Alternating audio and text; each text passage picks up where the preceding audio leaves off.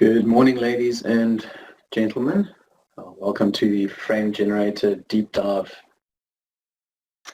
webinar for today. I see we've got a couple of attendees. Welcome. If you wouldn't mind, just in the chat box, I've got the chat open for everyone. Just drop me a message in the chat just to let me know where you're from. Just interesting to see who's joining and from where. And at any point, if you have any questions, you are more than welcome to pop that into the chat box. I will keep an eye on the chat, and if there's anything that comes up, I will either answer it immediately or acknowledge it and then answer it later during the Q&A session. So my name is Carl van Rooyen. I'm an application engineer with Micrographics. My contact details are up on the screen, my email there, and today we are going to be talking about Frame Generator inside of Inventor and having a look at the functionality that it is. Okay, I see we have South Africa, Gauteng. Great, thank you, Una. Yeah, so let's get started with the presentation on Frame Generator. So the agenda for the next hour, we are going to cover a quick overview of what Frame Generator does, what it is, why you would want to use it, and from there we'll then move on to the Frame Generator reference part, and we'll have a overview and we'll cover what is required, what this reference part does for you, and from there we'll move on to having a look at the Frame Generator file naming that has been brought into Inventor over the past year or two, where they now allow you options to set up file naming. We're going to look at how to insert frame members onto your frame reference component or part, and then moving on to reusing frame members where the same frame is used multiple times within, or the same frame member is used multiple times within the same overall frame. Then having a look at how do we edit frame members, how do we shorten them, lengthen them, notch them to match each other. We'll move on to frame analysis and then close off with a summary and Q&A session. And like I mentioned, if you have any questions as the webinar progresses, you can post them up in the chat. I can either answer it immediately or I'll answer it towards the end in the Q&A session. Okay, Alvin, how's it? How are you doing? One of our local customers. Okay, so Frame Generator overview. So with Frame Generator, the way that it works is that you need to create a reference component. And the next slide will show what that reference component is and how we modify it. And then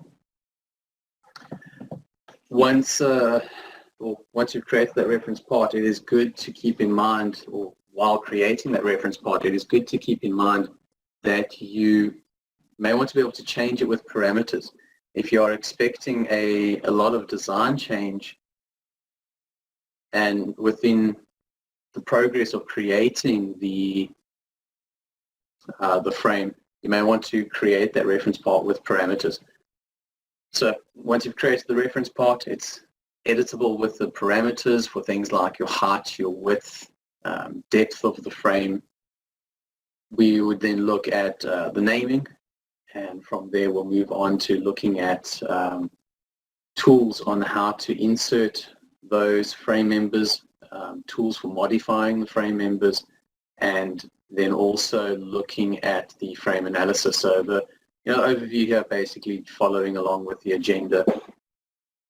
But essentially we are wanting to create a reference part, have it driven by parameters, have a look, make sure that the frame generator naming is correct, and then inserting and editing tools for frame generator.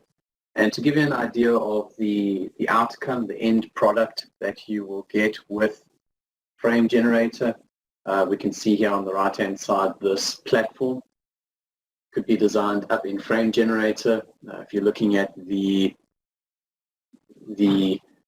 structure of that platform, the stairs, the staircase itself, the hand railings, the columns and beams within the frame that is holding the robots, all of that can be inserted with frame generator. Things like gussets and plates can be added after the fact, built onto that frame. Another example that we have, this is actually from a university project years ago that I was involved in, but doing things like tubular frames, whether it's for a race car, in this case a single-seater race car, or whether it's for a tubular frame that supports a component or a robot, that can also be created. And this can also quite easily be modified and updated to change things like, in the case of a race car, the wheelbase, the track width, the driver compartment length, if you have a taller driver, shorter driver. Things like that can quite easily be changed and updated. So if we start off with the frame reference part, this is essentially a single part file that will control the frame's shape and general layout.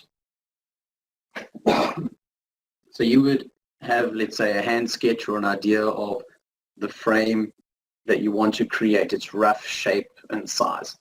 You would take that and convert it or draw it up as a single part inside of Inventor. And that part, like I said, controls the frame shape and layout. It could be solid geometry.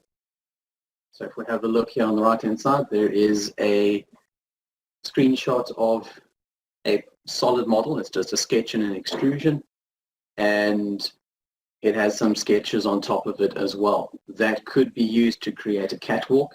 You can see there's a height there on the left-hand side of 2.5 meters. It's 1 meter wide. And there are various sketches on it as well, which can be used to place down the frame members that we wish to insert into this. So it could be made up of solid geometry. In this case, it's a solid with some sketches on, and those edges of that solid and the lines in the sketch are what we would use to place down the frame generated members, you know, your square tube, your I-beams, your channels. In this case, it is a solid and sketches, but you can also have it purely sketch-based. So here I have a frame for a skeleton for a platform, that reference part for a platform, and it is both a mixture of 2D and 3D sketches. And we'll see that in this one, there's a lot more open space within the frame itself. You don't have a solid body obscuring your view of any of the sketches, but you know, maybe it's slightly more complex. If you're not comfortable with 3D sketches, then you may want to, you know, stick with the solid bodies approach. I quite like using the mix of 2D and 3D sketches to create that reference part. And all of this is driven by your sketches, your extrusions, to create faces and edges or points that you can reference, and you drive that using parameters. So you'll see the second last note there is that it can be parametrically driven to be able to change your platform overall size to suit changing design requirements. And once this frame reference part is created, we would then place this into an assembly where we can then start placing in the frame members themselves. So here's another example of that, that chassis for that race car, the tubular space frame. This is what the reference part looked like for that chassis. So a whole group of 2D and 3D sketches combined to create that skeleton for the frame. And one thing to notice is that it doesn't have to be completely straight frame members as well. You'll see that there are roll hoop members here, or there are parts of this frame that are bent. So you can take into account any bending operations to bend tubes to create one continuous bent tube using frame generator. So once you have, one of the first things that you would want to do with frame generator is make sure that your file naming is set up. There is now, I think since 2020, they have been including some file naming options that are available within your application options. And I'm going to do a physical demo after this first few slides, and I'm going to show you where you can find this setting, where you can find these settings. But essentially what you do here is you are able to predetermine or predefine naming presets. And the naming presets can be or are for your file names, the various files that are created when working with frame generator. And it can also be preset for your display names as well as the save locations for those components that are created when using frame generator. So this really helps you get a company standard when working with frame generator, as well as outputting file names that are unique, which is very important with frame generator, and easy to track according to specific properties.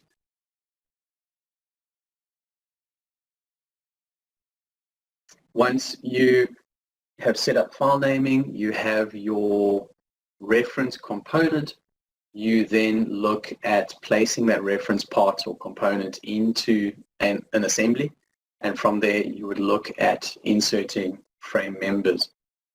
So the process of inserting frame members has been changed slightly. The user interface has been changed slightly over the last couple of releases. They have simplified the dialog box down and brought quite a lot of that control into the graphical interface, into the actual model window. So we'll see here on the right-hand side, this is what the insert frame dialog box looks like. They're calling it the properties panel. And we can see in that properties panel from the top, there are actually options for presets. So you could have a preset already set up for things like columns or beams, standard columns that you use within platforms, standard beams that are used. Maybe you have a preset for a specific type of machine where you know you only use a certain frame size. So we have that option to actually have a pre-created preset that you can choose, and that saves you needing to then go to the frame member section and going through and selecting things like the category, R-beam, square tube, rectangular tube, the standard, and those options further down. So as we can see, if we work through that dialog box, you have the option for inputting geometry. So you'll select either lines or from point to point. And then once you've selected the placement, you can choose the frame type that you want to insert in those areas. So they break it down step by step. You choose the category or the type of frame member, the standard. So if you're looking at an ISO or a DIN or an ANSI standard frame, and then the family is essentially going to be the type of, let's say, R-beam. Is it parallel flange? Is it taper flange? If it's a square tube, is it hot rolled or is it cold formed? Is it seamed or seamless? So that would be your sort of family options. And then size, material, and appearance are all quite straightforward. The size of your tube or your frame member, the material it's made from, and what it should look like. So if it's going to be painted in the end, you can change the appearance to a paint color. And then one last thing to make a note of, there's a small dialog box or a small checkbox at the bottom called Merge Frame Members. Now, in the previous images, I had the race car chassis, and I made note of the curved sections on that. Now, the merged frame members would make that straight tube, which then goes into a curve, one solid tube that would be bent up in a pipe bending machine. So merge frame members will merge that into one continuous tube with it being checked on. If it's checked off, it would break that pipe run up into separate pieces of tube. And I will have an example a little later on to show this, but a bit of a mention there on the merge option right at the bottom.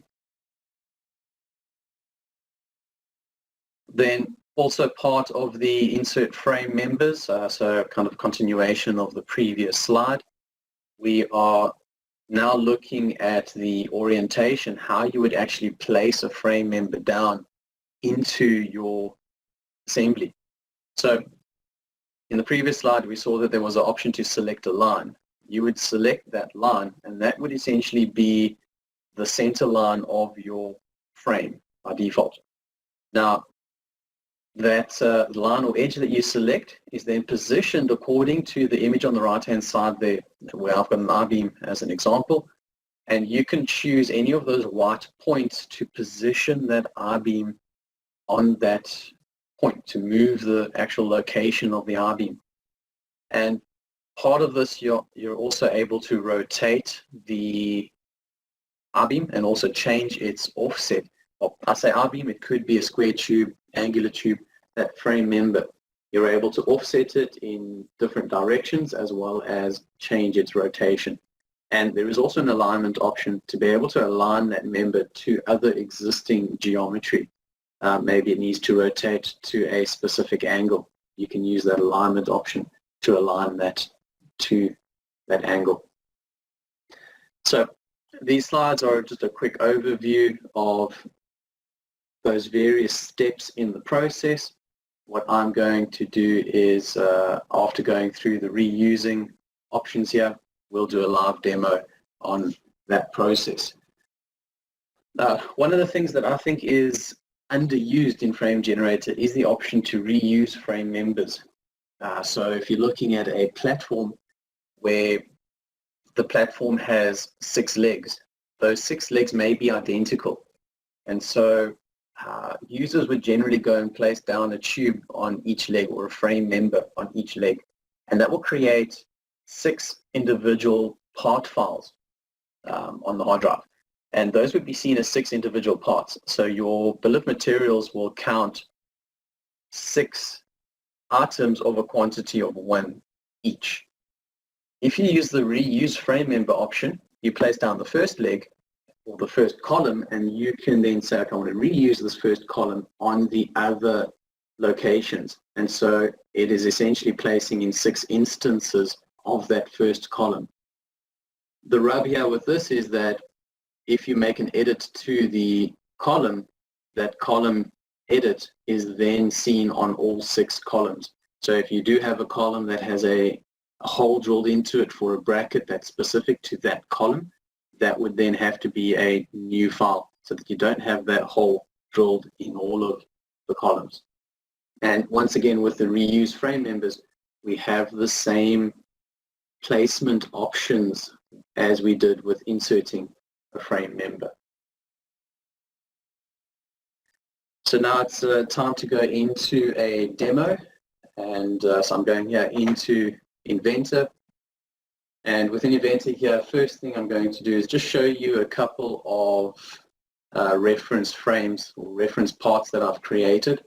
So here we have just a flat 2D sketch that possibly represents the top of a conveyor belt, and we want to then create the frame for that conveyor belt.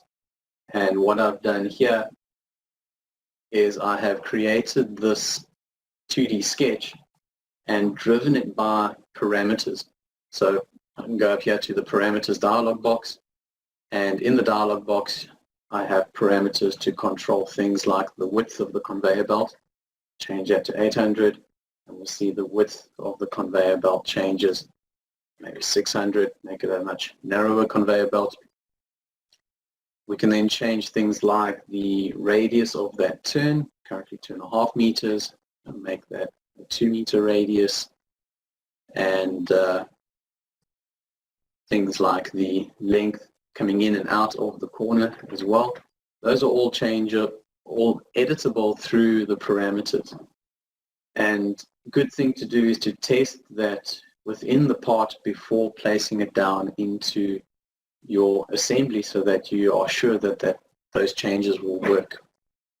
So this is just one example of using purely a sketch. I have an example here of stairs in a catwalk, and this is a extrusion based off of a sketch. Let's say a front view of that catwalk, once again driven by parameters for the height and the length and the angle of the stairs.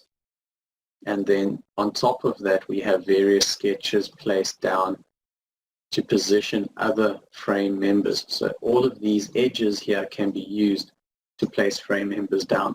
And once again, we could change things like the angle of the stairs, and our frame would update according to that change. The platform that I had here, we have various sketches. I had a 2D sketch on the base, created a work plane that was offset upwards by a parameter that drives the height of the platform, and then on top of that a second 2D sketch with geometry projected from the first sketch. So I now have the height and the width and length of the platform, and then a 3D sketch where the geometry is then linked from the bottom sketch to the top sketch with these reinforcing triangulation members in there as well. So we've got sketches there for triangulation to support the corners. So that is another one, and once again also driven by parameters to be able to change the length of that platform. And so what you would do is you would take one of these part files, in this case I'm going to use this platform, make sure it's saved, create a new assembly, and then place that down into the assembly. So we go into the platform and to grab that reference component and place it grounded origin. So there I have the platform placed in, and at this point now you would need to save the assembly so that it is saved in a location and Inventor can find it and basically save all of the frame members in that same location. So I have a platform option or folder here. I already have a platform IM, so I'm just going to call this one demo platform and save. So I now have a demo platform assembly with that platform reference part in. Now I do need to be aware and make you aware of the fact that I've used this now in two assemblies. So if I change that platform reference component, it will affect changes in both of these assemblies as well. So my original platform, this is just my backup if anything happens, and the new demo platform folder. So I would suggest if there are going to be frames that are going to potentially change and be different, use different reference components for each one. You don't want to be using the same reference part across different frames. Okay, so at this point I'm ready to insert frame members, but I want to double check the file naming first and also show you what options we have available within the file naming. So we'll go to Tools, Application Options, and on the File tab right at the bottom there is a file naming defaults selection. Going into here, we'll open up file naming defaults for frame generator, tube and pipe, and mirror and copy. So on the frame generator tab, we have two sections, display name and file name. The display name option is actually, you are able to say, well, use the file naming to show the same as the display naming, or you can uncheck that and customize the display name. The display name is what you would see inside of Inventor in the browser. I generally keep that checked on, and then I change the file naming. So on the right-hand side, just to give you an idea of how this works, your assembly frame, your file naming for your assembly frame itself, you would be able to go and modify each of these text boxes by deleting what is inside of there, and also then adding in on the right hand side using the plus, basically some variables that are automatically filled in. So there's assembly name, unique number, index number, various options here.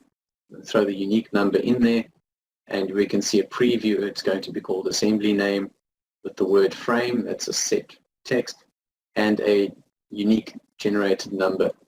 And the same process applies for each of these options. There's a location. Where are all your assembly files going to be saved? I normally keep that under assembly path and then a folder with the assembly name and all the components inside of that. There's also a skeleton file created, and then a location for plates to be installed or saved as well.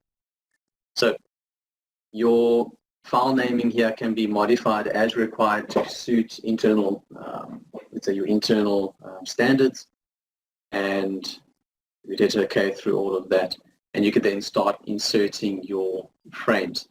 So to insert frame members, we'll go onto the Design tab, and on the Design tab we have the Frame panel.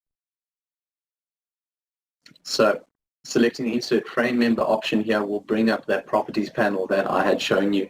I currently have no presets set up, but what I can do is go through and choose what I would like to insert and then save that as a preset.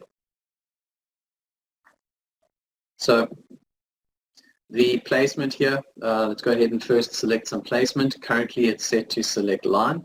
So I'm going to go ahead and choose the 6 vertical columns. And in this case, if I go and do that where I've picked all 6, it's going to place 6 part files in. So I would have a quantity of, well, I'd have 6 part files, each with a quantity of 1. So to avoid this, I'm going to use the reuse frame member option after inserting. But you can go and pick multiple frame members at the same time. I'm holding Control to deselect. So choosing what we want to place in, we can go by category. There are various categories available. I'm going to go with the I-beam and ISO. The family type, we'll see there are 2 family types here for the I-beams. We have beam sections and column sections. So I'm going to go with column. And then the size, we'll choose the size here, let's say 180. We go down to 120 on that. Material, I'll keep it as steel mild and the appearance as material. This is just a single straight frame member, so we don't need to merge it. And the orientation over here, we can adjust as required.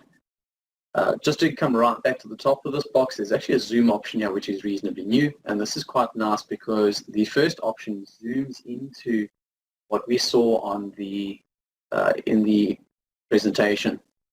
We can actually see the end view of the frame being placed in, and we can then choose one of these points to move that frame and shift that frame. So essentially, if the outer dimension of this platform is controlled by that sketch, I would want to place this frame member so that it sits inside of that sketch. If I've taken into account the width of the frame member and drawn that sketch smaller, I could then place it on the center. For the sake of keeping the presentation simpler, I'm going to keep the frame member in the center here so that I don't have to play with the position on each leg. So clicking on that first magnifying glass takes you into that end view.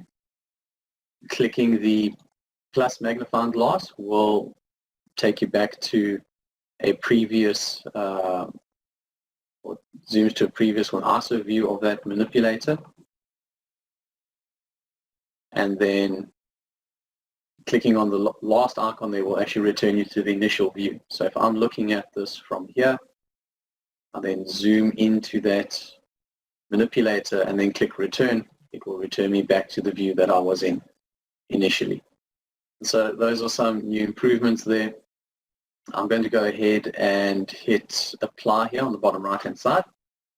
And because this is the first frame member that I put in, it then will prompt me for file naming. And we can see here the assembly was called demo platform, so it's pulled that in. It's pulled in the automatic or that set text called frame, and then the unique number. So it creates a subassembly following that naming. The location follows the location that was set up within the name setting as well. So there's the platform, demo platform subfolder, and then same with the skeleton file name and the location. So that has followed all those predetermined file naming. Hit OK on that, and then we'll create those folders, and you get the frame member naming come up as well, so you can check the name and modify the name of the file if required.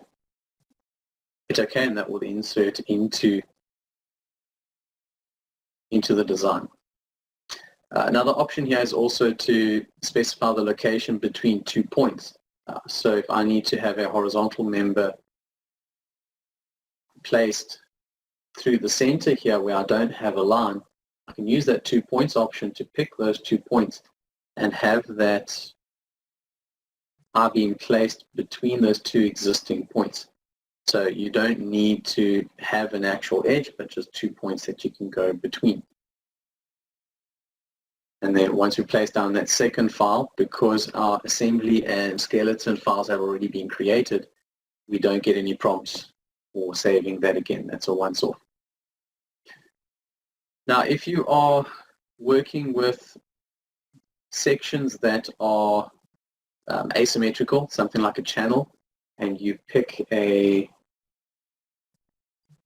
line, you can use the flip section option here on the right hand side to essentially mirror that section. You go into an end view here to flip or mirror that section around. So essentially it switches the ends around.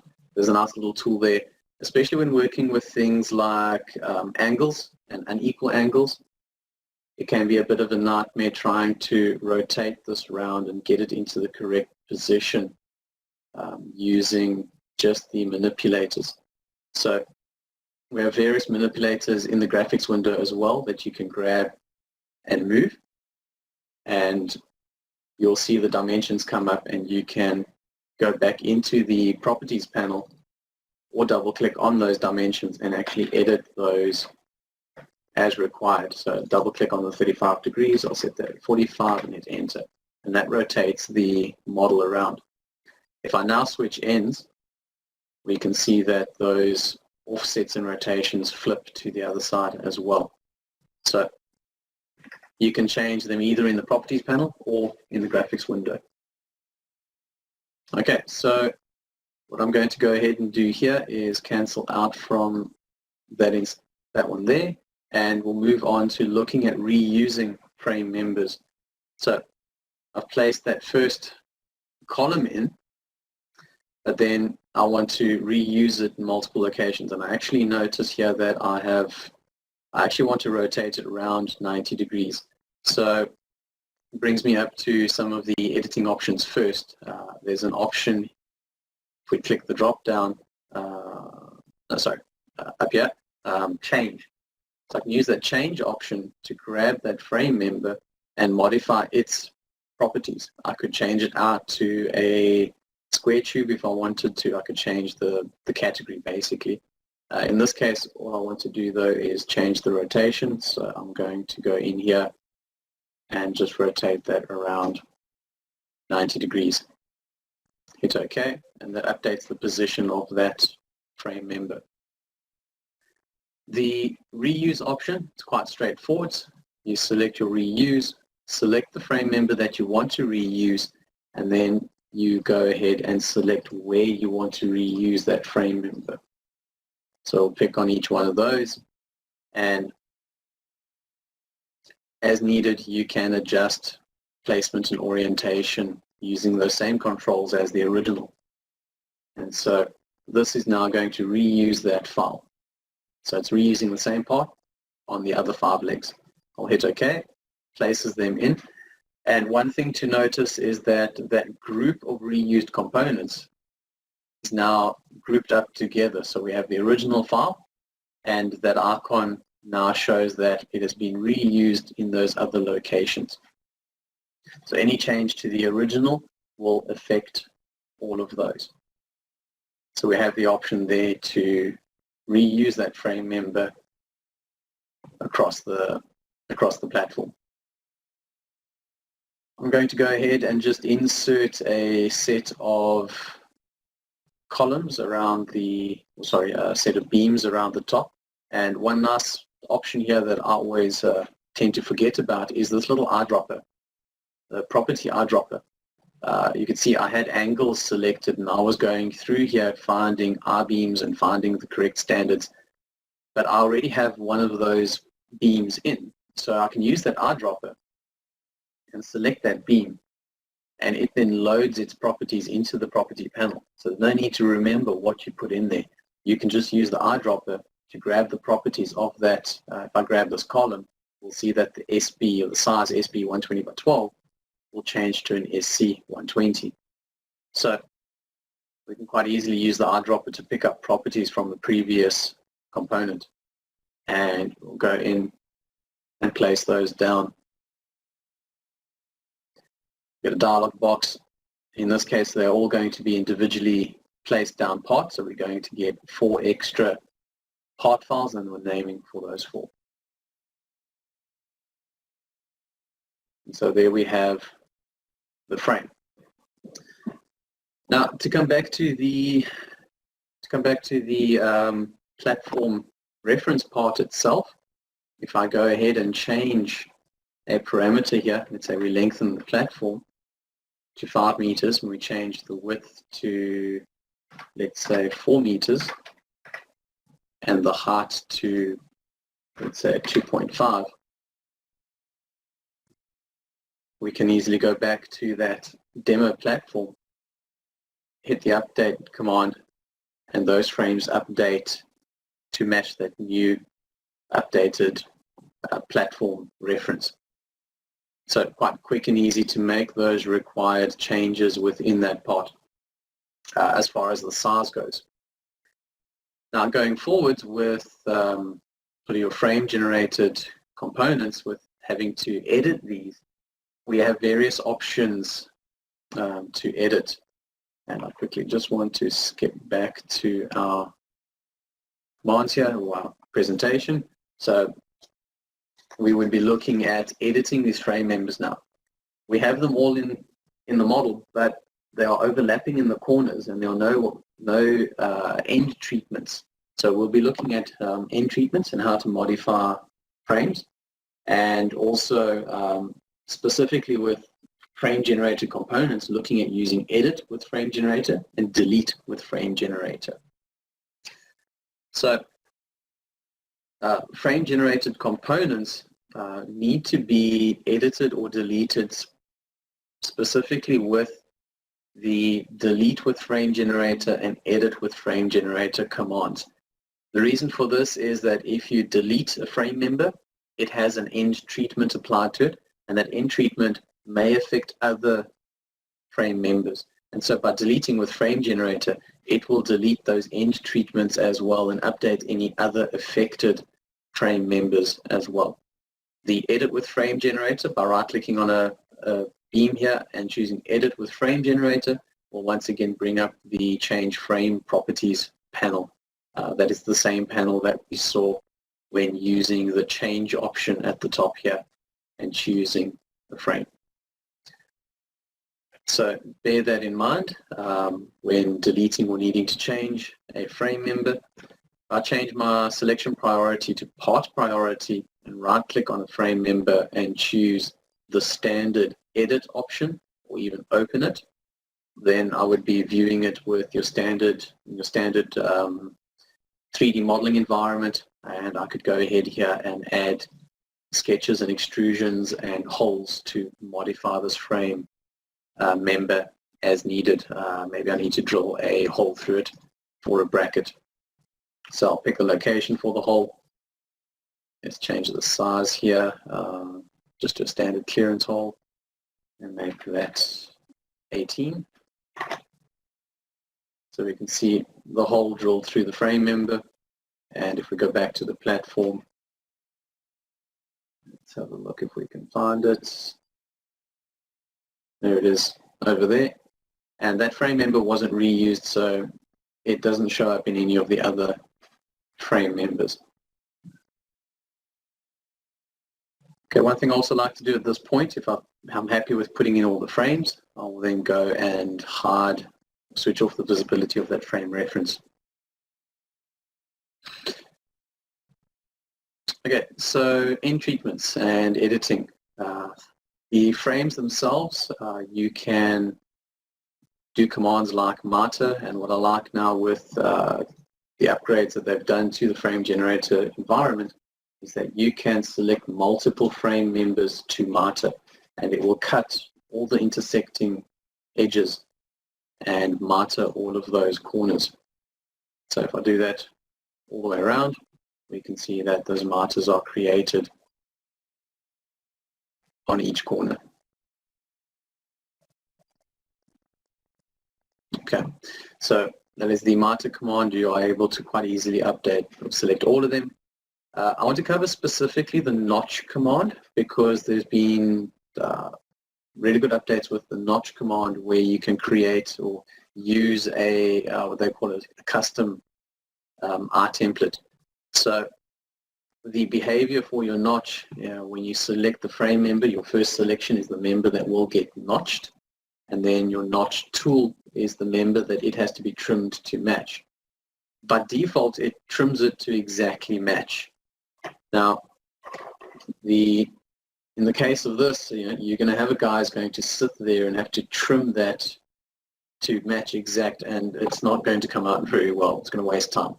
So there are generally standards where you can choose or set the geometry of that end notch.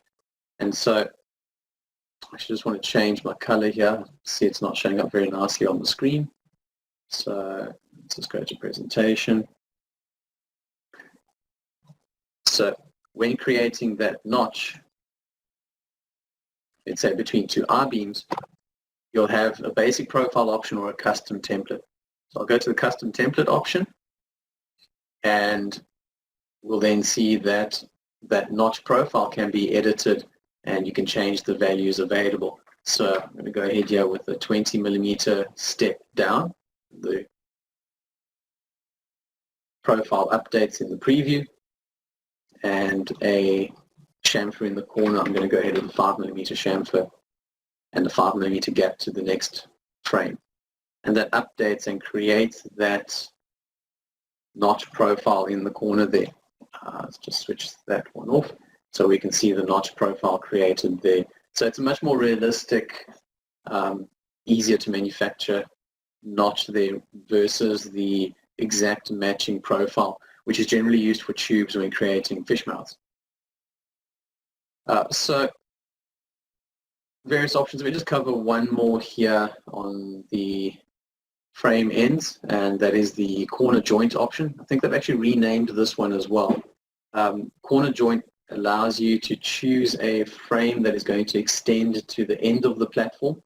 So I'm going to choose this horizontal frame member to extend out to the end, and then the second selection will be the frame member that gets shortened to fit inside of that member. So your yellow, your first selection, is extended to the outside of the second selection, which also gets shortened. So if we do that, we also do have options for allowing for gaps to, let's say, enable us to weld an end plate onto these I-beams. Hit OK. And in this case, I have the Mata on there already, so that failed. So what I will do, very important option here, I'm going to edit that end treatment. And on the top right-hand side of this properties panel, for any of these end treatments, there is a setting drop-down. And now I can't enable the delete option because I'm editing this current joint. So what I will do is I will go ahead and delete the corner joint with frame generator,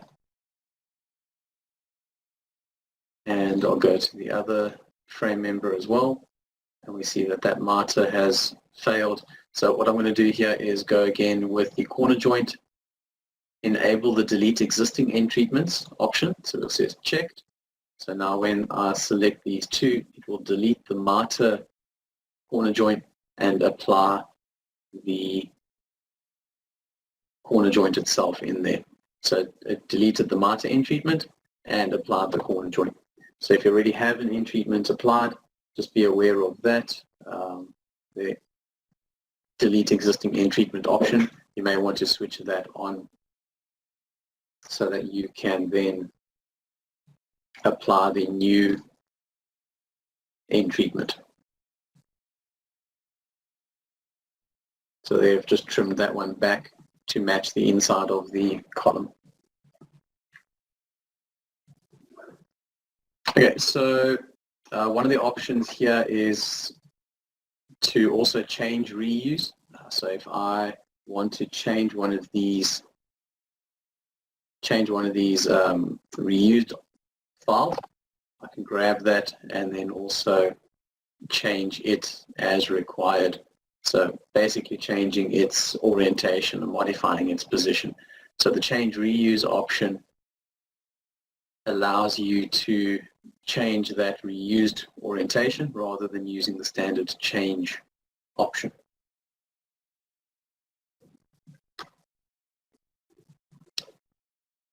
Okay, so just keeping an eye on the time here. So we have the, basically those various ways of editing the frame members. Important to remember, if you're deleting frame members, use the delete frame generator. If you want to change its position, use the edit with frame generator or the change option. And with end treatments, don't forget there's the option there to remove end treatments when applying a new end treatment. One thing that caught me out, just a little tip, is that sometimes when you, let's say, create a notch, let me use the miter option, and the delete existing end treatments is on, you're able to, let's say, notch those two frame members together, but then when you move across to the other side and try and notch that side, miter that side, you miter those two together. If that option is still on, in my past experience, and I don't know if they've updated this now, I see they have fixed it. It used to actually delete the end treatments on the other side as well. So I see that is a bug that they have fixed. So that's good to see that. It doesn't, in the past it used to, so if you have an older version, you're not using 2021, and you try and miter, just be careful that that delete existing end treatments are found if it is on, and you miter this bottom corner, it would delete the end treatment on the opposite side. So you'd lose the miter on the opposite corner. So you may want to deselect that option if you are working in an older version. So just a nice reason to upgrade to 2021. Okay, so moving on from editing of frame members, already done the demo for that, we'll go on to frame analysis. Now, the frame analysis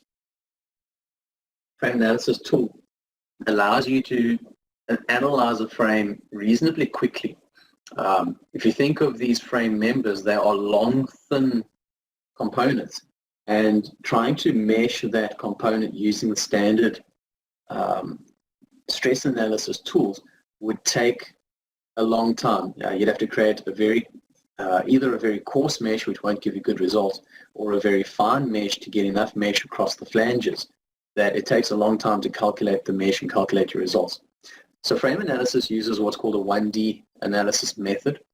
It takes that frame, finds its neutral axis. So in this case, the I-beam, it will take the central axis of that I-beam, and it applies the frame member properties, so the cross-sectional properties, to that neutral axis. And as with your 2D or 3D meshing options, it breaks that single neutral axis down into a set number of elements.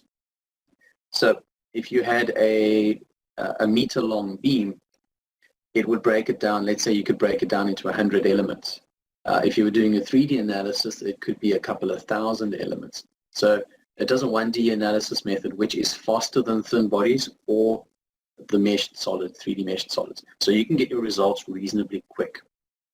As you can see in the images at the bottom here, it can also give you bending, shear, and moment diagrams, to name a few, for selected beam members. So we can see in the image on the left, we actually have those diagrams directly in the model, but also a diagram on the right-hand side of that same beam member, but just separate on a page. So to have a look at the frame analysis, basically what you would do is you would select the frame analysis option.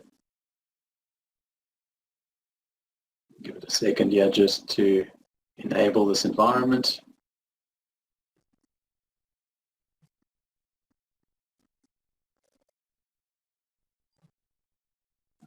Okay, looks like I'm running into a bit of a problem here. Let me just try that again.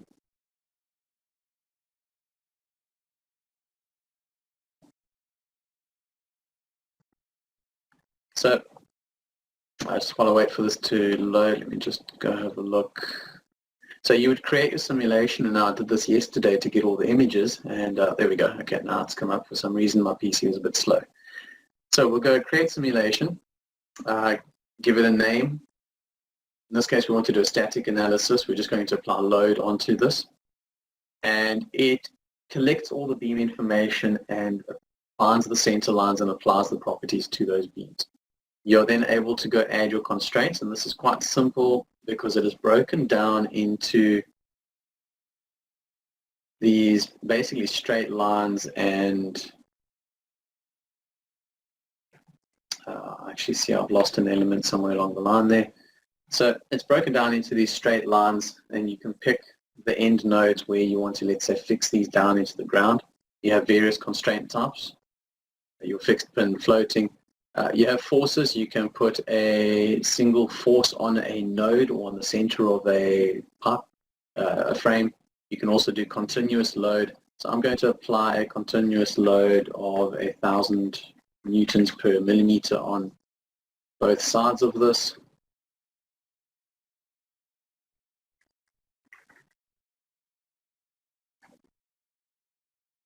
And you could also apply moments if required. Now, let's have a look here quickly. So if we go now and simulate this, I'll first go to frame analysis settings. We can actually check in the settings. If we go to the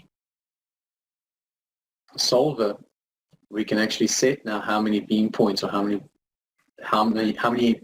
elements we want to break down that beam into. So currently it's going to break each beam down into 50 elements. So I'm happy with that. We'll simulate, and it will then run the simulation reasonably quickly and give us a result. We can then go into beam detail and actually select a beam. That one there doesn't look very happy, so we'll go and select that beam, and we can then view forces in X, Y, Z, moments as well, so we can see the moment diagrams as well as shear or normal stresses within it. So there's shear stresses. So we can view the various forces within that frame member, as well as adding a diagram to that. So we'll go selected beams, select that back beam, and enable the diagrams that we want to see on that. So I'll just enable the two there. So we've got those diagrams visible there as well. So it's great for reporting on the strength of that frame member. So just a quick look at the simulation options there. We can pull up things like your beam labels, node labels. You can create custom nodes or rigid links between components. Sometimes frame members are separated by bracketry, and those nodes don't meet perfectly in the corner. You can create a rigid link between those nodes to actually connect them in the corner to say, no, these two components or three components are connected in the corner with the bracket. So there are those options available there as well. In my case, they're all perfectly centered, so they're all connected. No issues in there. Okay, so that's the frame analysis, and that actually brings us basically to the end, to our summary, where frame analysis, looking at it, it allows you to increase the speed at which you design your frames due to the fact that it is linked to a part file that you are able to change and update. It enables your design to be more flexible, especially when it comes to design changes. It's quicker and easier to change those designs, be more flexible with changing. And you can easily modify the frame members. If you do your stress analysis, your frame analysis, and you realize, hold on, this frame's sagging too much, we need to upsize it. You can quite easily go back in, modify the frame member by changing the size of the I-beam or going from the box section to an I-beam. Quite easy to modify the actual frame members, and the frame-specific editing tools speed up those end treatments and how frames mate together within the design. And as we just saw, quicker stress analysis. You could take that simplified frame and do a very quick analysis on it to see what your deformation is, what your stresses are.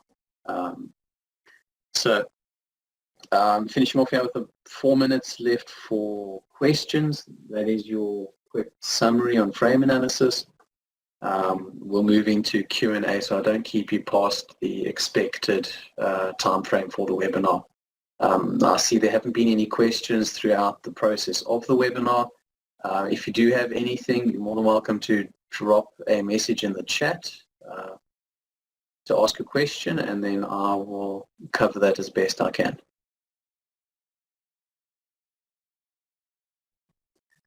Let's give a few minutes, give my voice a short break while I wait for some questions to come through. Okay, I see someone called admin. It's a pleasure. Glad I could help you out there. Frame generator, there is a lot to learn in frame generator. I must admit, when I was at university, I think I spent 3 years on a project purely working in frame generator. So I cut my teeth at university on this, on working with it and what its possibilities are. Teresa, your question there, does frame generator still bomb as easily as it used to? I haven't experienced any crashes using it recently. I've actually been working on some prep for this training session or for this webinar. Didn't experience anything through there. I have been using frame generator also with aluminium extrusions, and I haven't had any stability issues with it. So if there's something specific that you're doing that maybe causes it to crash, maybe drop me an email. My information was on the first slide. Let's just go back to the first slide here. You can just grab my email address and maybe you can drop me an email if there's a specific scenario that you know it crashes in. Okay, Theo asking if there are any other workshops planned. Let me just quickly grab you a link to our website. I'll put it in the chat. We are running weekly webinars varying from manufacturing to architecture. The subject matter does change. What I'll do is I will quickly put in the link. I just need to find it here. Okay, so there's a link there to our website where we list our webinars that we will be running. There are currently 3 webinars listed up there. We've got one on the 18th of August, which is an AutoCAD electrical. There's one on the 20th of August for BIM 360 design and coordinate, which is an architectural based one. Keep an eye on that website. We are in the process of planning our webinars for next month. So that will be updated with a list of webinars for next month. We also have a YouTube channel as well. All these webinars are recorded and they go up onto that YouTube channel. If there are no more questions, then we'll end the recording here, and I hope that you have a great day further.